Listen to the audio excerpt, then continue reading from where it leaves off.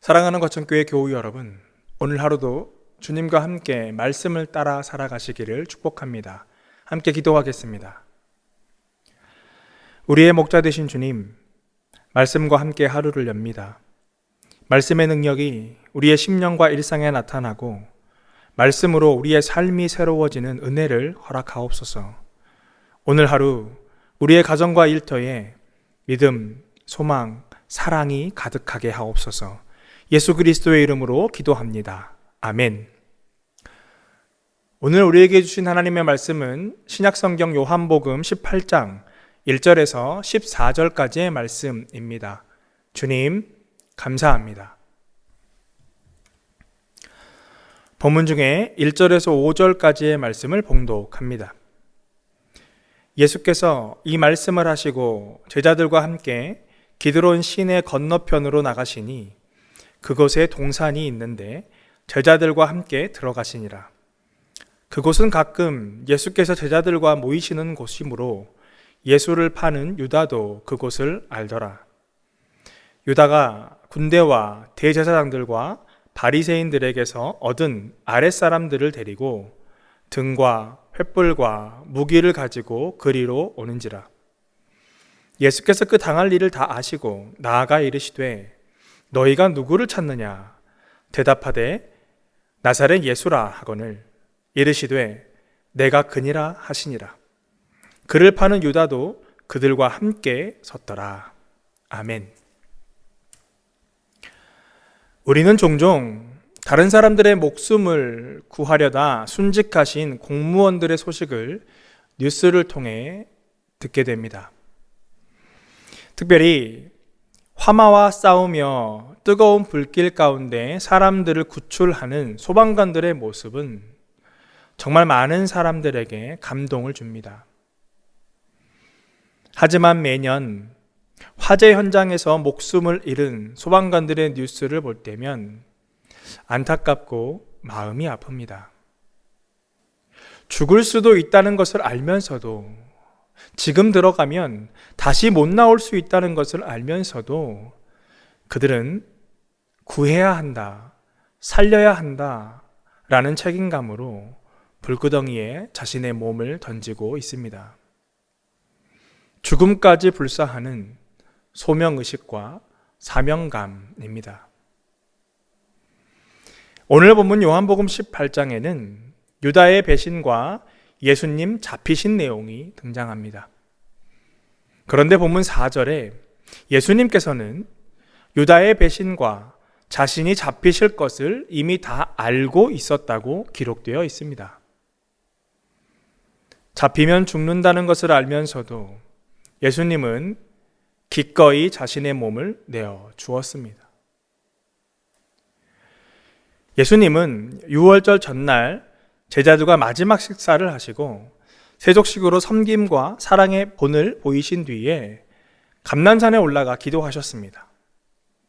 요한복음 17장에 예수님의 기도문이 기록되어 있는데 그 내용이 하나님과 사람들 사이에 드린 중보의 기도입니다. 그래서 우리는 요한복음 17장에 대제사장의 기도라는 제목을 붙입니다.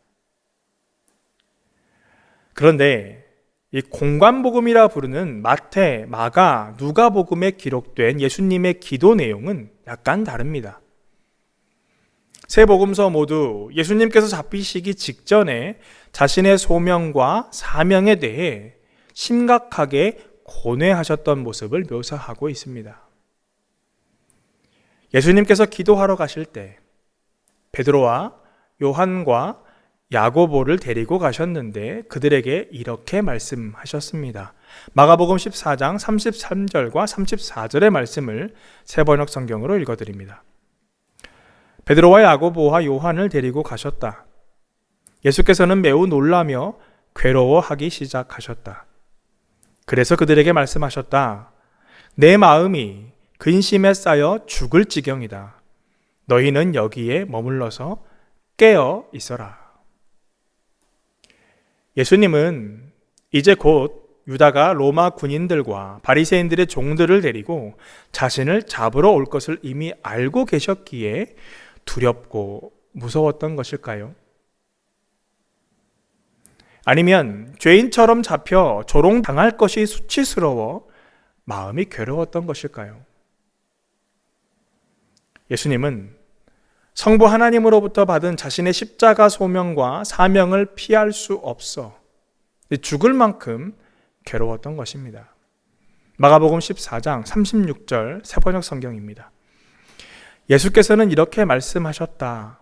아빠 아버지께서는 모든 일을 하실 수 있으시니 내게서 이 잔을 거두어 주십시오.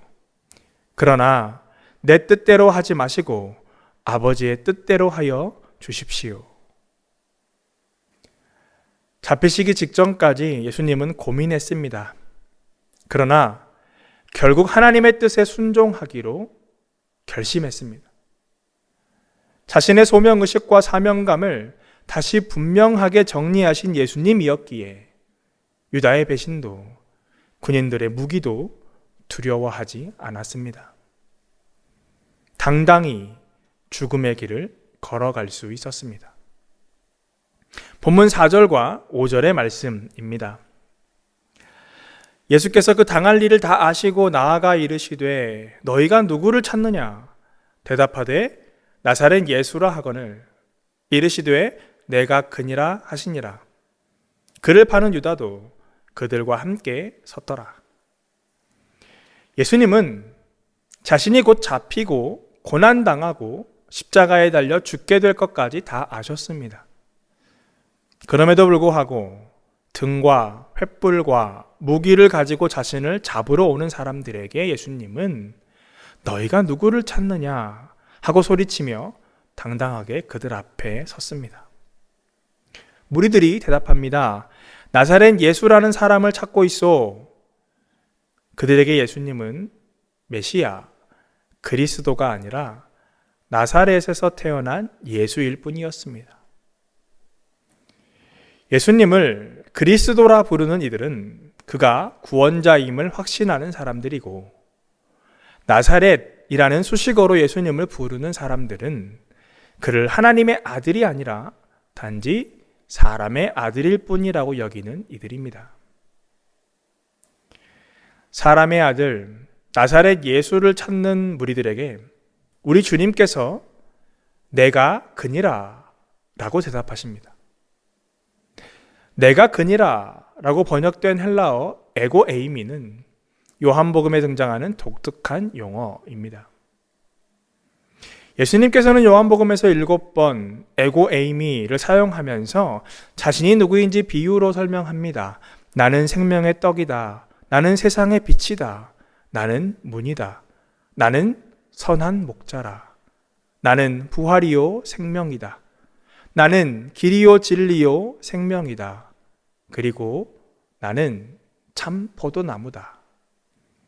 총 7번 에고 에이미로 자신을 설명합니다. 사람의 아들 나사렛 예수를 찾는 그들에게 예수님은 에고 에이미로 대답하시며 자신은 사람의 아들이 아니라 하나님의 아들 만물의 구원자임을 떠올리게 합니다. 그러자 무리들이 놀라 주님 앞에 납작 엎드리게 됩니다. 본문 6절의 말씀입니다. 예수께서 그들에게 내가 그니라 하실 때에 그들이 물러가서 땅에 엎드러 지는지라. 배신자 유다와 로마 군인들이 당황하는 모습을 본 베드로는 숨기고 있던 칼을 꺼내 대제사장의 종 말고의 귀를 베어버렸습니다. 그러자 예수님께서 이렇게 말씀하십니다. 본문 11절입니다. 예수께서 베드로더러 이르시되 칼을 칼집에 꽂으라. 아버지께서 주신 잔을 내가 마시지 아니하겠느냐 하시니라. 아버지께서 주신 잔을 내가 마시지 아니하겠느냐. 잡히시기 전 고뇌하며 기도하시던 예수님의 모습이 떠오릅니다. 이미 예수님은 기도를 통해 하나님의 뜻대로 죽음의 잔을 마시기로 결단하셨습니다. 하나님의 뜻에 순종하여 죽음의 언덕 골고다로 십자가를 향해 당당히 걸어가는 예수님의 모습입니다. 사랑하는 과천교회 교우 여러분, 만약 예수님께서 하나님이 주신 잔을 거부하고 자신을 잡으러 오는 무리들을 피해 도망가셨다면 어땠을까요? 구원의 역사가 중단되지 않았을까요? 죽음의 불길 가운데서도 사명에 따라 사람을 살리는 소방관들처럼 자신이 당할 일을 이미 다 아시고도 하나님께서 주신 죽음의 잔을 예수님이 기꺼이 마시겠다 결단하셨기에 지금 우리는 구원의 은혜를 누릴 수 있게 된 것입니다. 우리는 예수님의 위대한 순종에 감사해야 합니다. 우리가 지금 누리고 있는 은혜는 죽기까지 우리를 사랑하셨던 예수님 때문이라는 것을 잊어서는 안 될 것입니다. 오늘 하루 순종하신 예수님 기억하며 이 시대에 우리에게 맡기신 사명에 예수님처럼 순종하며 살아가는 저와 여러분 모두 될 수 있기를 주님의 이름으로 축복합니다. 함께 기도하겠습니다. 우리를 위해 고난의 길, 죽음의 길 피하지 않고 기꺼이 걸어가신 주님 감사합니다.